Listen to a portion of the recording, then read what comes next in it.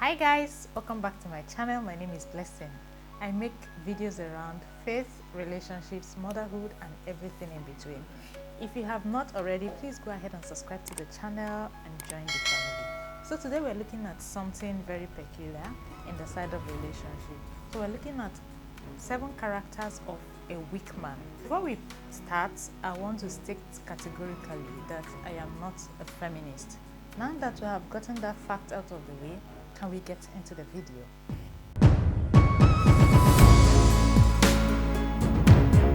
First up on my list, men believing that it is a woman's responsibility to keep them. A woman is to keep her home. A woman has a duty to her husband. She is to fulfill her marital obligations to her husband. But saying that or believing that it is a woman's responsibility to keep you, that's not right. You have a responsibility to keep yourself. She will fulfill her bargain, but you also have a responsibility to make sure that your marriage works. Nobody can keep you. You owe yourself the responsibility to commit to your relationship. So I saw this program on TV with some men on sets, and these grown men said that after they are married, it is their wife's responsibility to make sure that they are kept and that they are committed to the marriage. And I find it very absurd, because when you go to work in a secular organization, you don't tell the management that it is their responsibility to make sure that you show up to work every day.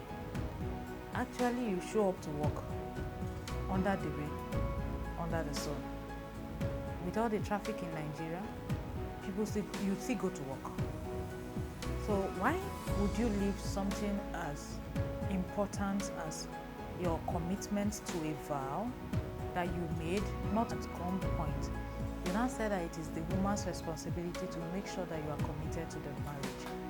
It doesn't work that way. That depicts weakness. That's like putting responsibility on another person, taking all responsibility off your own shoulder. So if you say it is a woman's responsibility to keep you in the marriage, I want to ask you a question. How are you going to give account of your stewardship? Will you also blame the woman like Adam? The next one we're looking at is lies.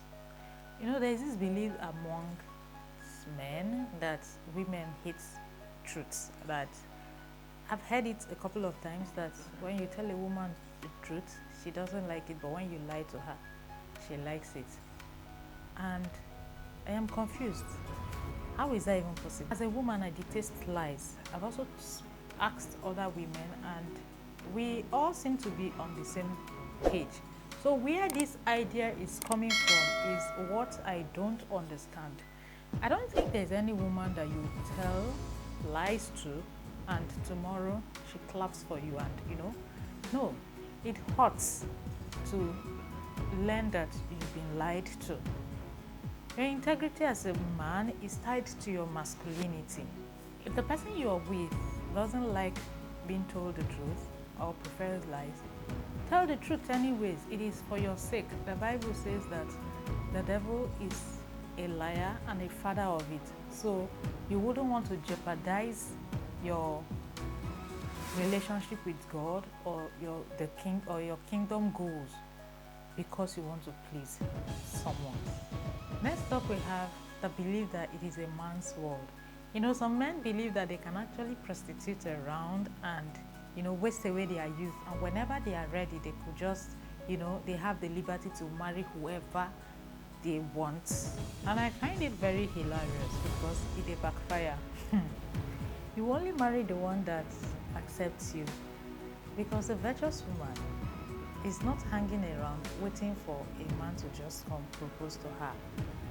So on that TV program I talked about earlier, one of the men said it is only when a man wants to marry you that you will be married, and that men are finding out that they are the price.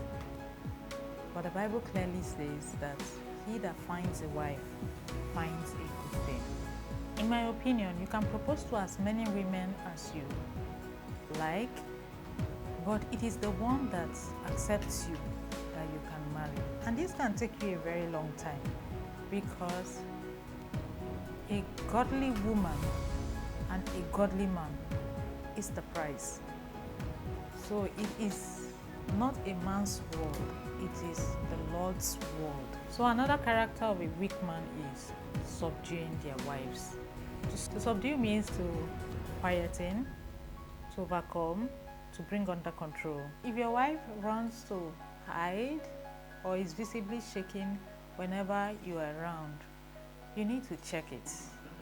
It's an indication that something is off. Some men make sure to even embarrass their wives in public. Weak men don't value their wives. They feel or believe that she has nothing meaningful to say.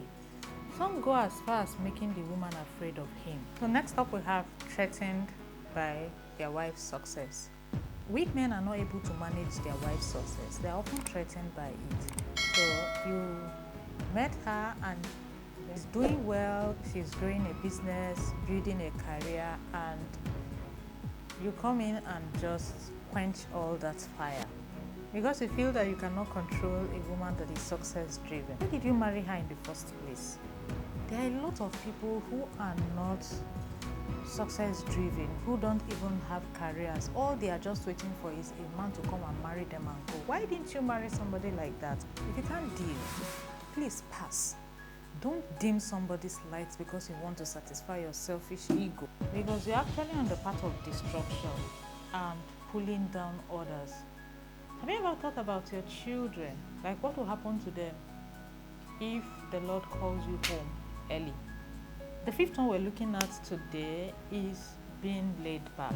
As a man, you are the powerhouse of your family. And the Bible in Genesis chapter 3 clearly pointed out the gender role that is expected. To the man, he made the provider, and to the woman, he made the nurturer. Any other thing outside of these two is based on your agreements as a family. So if you're laid back as a man and your wife becomes a provider at home, at first it might seem nice, but resentment will set in. Reason is, it is not her primary role, but she can support, which she will be very okay with. If you are laid back as a man by choice, I want to know, how are you able to sleep? How is your mental health, really? Even if she has a better income, you are still expected to do your bits. A little here and there goes a long way to sustain the relationship. Next up, we're looking at abuse. Abuse comes in different forms. It could be physical, it could be emotional, it could be financial, and it could also be verbal. Being an abuser does not spell masculinity. It is not normal, because I don't think you can abuse yourself as a person. But that's what you are doing when you abuse your partner. Sharing your wife's private information with friends, family, and acquaintances is also an abuse. So if you're abusing your wife in any form, it only brings you to the same level as the madman of Gadara. I trust that today's video has been impactful.